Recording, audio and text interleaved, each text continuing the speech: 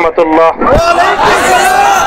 الحمد لله وكفى وسلام على عباده الذين اصطفى أما بعد فأعوذ بالله من الشيطان الرجيم بسم الله الرحمن الرحيم لا تثريب عليكم اليوم يغفر الله لكم وهو أرحم الراحمين صدق الله العظيم সমবেত প্রাণপ্রিয় তৌহিদি জনতা, বিভিন্ন স্তরের ধর্মপ্রাণ মুসলমান ভাই ও বন্ধুগণ, ছাত্র বন্ধুগণ এবং প্রিয় এলাকাবাসী, আল্লাহ পাক রব্বুল আলামিনের শুকরিয়া আদায় করি। আল্লাহর দ্বীনের কথা বলার অপরাধে, আল্লাহর দ্বীনের বিজয়ের ঝান্ডা এবং কেতন উড্ডীন করার প্রত্যয় ব্যক্ত করার অপরাধে, আল্লাহর জমিনে আল্লাহর দ্বীন প্রতিষ্ঠার আন্দোলনের অপরাধে আমরা অনেক ভাই কারারুদ্ধ হয়েছিলাম। পর্যায়ক্রমে সকলেই আলহামদুলিল্লাহ জিন্দানখানার লৌহ প্রাচীর ভেদ করে মুক্ত জীবনে ফিরে এসেছেন। সর্বশেষ আজ আমার মুক্তির মধ্য দিয়ে 2021 সালে হেফাজতে ইসলাম বাংলাদেশ এবং এদেশের আলেম সমাজের উপর ইতিহাসের অন্যতম এক গভীর ষড়যন্ত্র এবং চক্রান্ত নির্যাতনের যে স্টিমরোলার পরিচালনা করা হয়েছিল, তার আজকে একটি প্রাথমিক অধ্যায়ের পরিসমাপ্তি ঘটল। আমরা স্পষ্ট ভাষায় বলতে চাই, আমাদের উপর জুলুম করা হয়েছে, আমরা নির্যাতিত, অন্যায়ভাবে আমাদেরকে কারারুদ্ধ করা হয়েছে, বুলেটের আঘাতে আমাদের ভাইদেরকে হত্যা করা হয়েছে।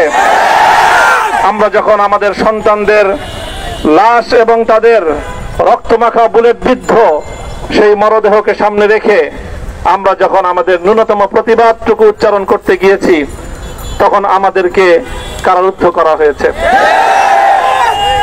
আমাদেরকে নানাভাবে নিষ্পেষণ করা হয়েছে, আমাদেরকে জনগণ থেকে বিচ্ছিন্ন করার সব ধরনের অপচেষ্টা চালানো হয়েছে।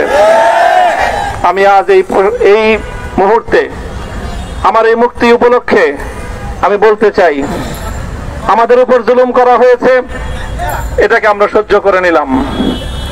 আমাদের ভাইদেরকে হত্যা করা হয়েছে, সেটাও সহ্য করে নিলাম। আমরা আমার সন্তানের লাশ কাঁধে তুলে নিয়েছি, সেটাকেও আমি হাসি মুখে বরণ করে নিলাম। আমাদেরকে অপমান এবং লাঞ্ছনার সব ধরনের ষড়যন্ত্রের সম্মুখীন হতে হয়েছে, সেটাও আমরা হাসি মুখে বরণ করে নিয়েছি। কিন্তু আল্লাহর জমিনে আল্লাহ এবং তার রাসূলের কোন সম্মান এক মুহূর্তের জন্য আমরা বরদাস্ত করে নেব না। আমরা আমাদের সর্বোচ্চ ত্যাগ এবং কোরবানি স্বীকার করতে প্রস্তুত রয়েছি, জীবন দিতে প্রস্তুত রয়েছি। আল্লাহর জমিনে আল্লাহর দ্বীনের ঝান্ডা সমুন্নত করেই আমাদের যাত্রা থামবে ইনশাআল্লাহ। হয়তো শাহাদাত, নয়তো খেলাফত ইনশাআল্লাহ। আল্লাহর জমিনে খেলাফত প্রতিষ্ঠার যে আওয়াজ পৃথিবীর দিকে দিকে উচ্চারিত হচ্ছে, সে আওয়াজ বাংলার জমিনে খেলাফতের এই আন্দোলনকে চূড়ান্ত গন্তব্যে পৌঁছাবে ইনশাআল্লাহ। আমি বাংলাদেশের আলেম সমাজ, হেফাজতে ইসলাম বাংলাদেশ সহ বাংলাদেশ খেলাফত মজলিস সহ সকল ভ্রাতৃপ্রতিম সংগঠন, সকল ধর্মপ্রাণ, ইসলামপন্থী বিভিন্ন ছোটখাটো মতবিরোধ, মত পার্থক্যের ঊর্ধ্বে উঠে যারা এলায়ে কালিমাতুল্লাহর এই এক বাণীতে বিশ্বাসী, আল্লাহর জমিনে আল্লাহর দ্বীন কায়েম করতে চাই, আমাদের তাআলু ইলা কালিমাতিন সাওয়াইন বাইনানা ওয়া বাইনাকুম এই এক মন্ত্রে উজ্জীবিত হয়ে আল্লাহর দ্বীনের ঝান্ডা সমুন্নত করবার এই আন্দোলন এবং সংগ্রামে আমি নিজেকে উৎসর্গ করার ঘোষণা করছি। এবং আমার সকল ভাইদেরকে, আমি সকল উলামায়ে কেরামকে এবং ধর্মপ্রাণ মুসলমানদেরকে, ইসলামী নেতৃত্বকে ঐক্যবদ্ধভাবে এই সংগ্রামের ঝান্ডা সমুন্নত করবার, ধারণ করবার আহ্বান জানাচ্ছি। এবং আপনাদের সকলকে আবার শুকরিয়া জ্ঞাপন করছি যে আজকে আপনারা এভাবে আমাকে উৎসাহিত করেছেন, উজ্জীবিত করেছেন। আল্লাহ পাক আপনাদের সকলকে উত্তম বিনিময় দান করুন। প্রিয় ভাইয়েরা,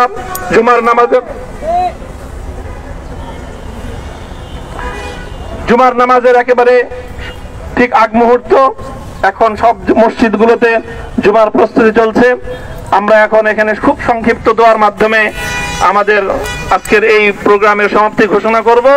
এরপরে ইনশাআল্লাহ প্রত্যেকে সুশৃঙ্খল ভাবে যার যার জায়গা মতো বা আশেপাশের মসজিদগুলোতে গিয়ে আপনারা জুমার নামাজ আদায় করবেন।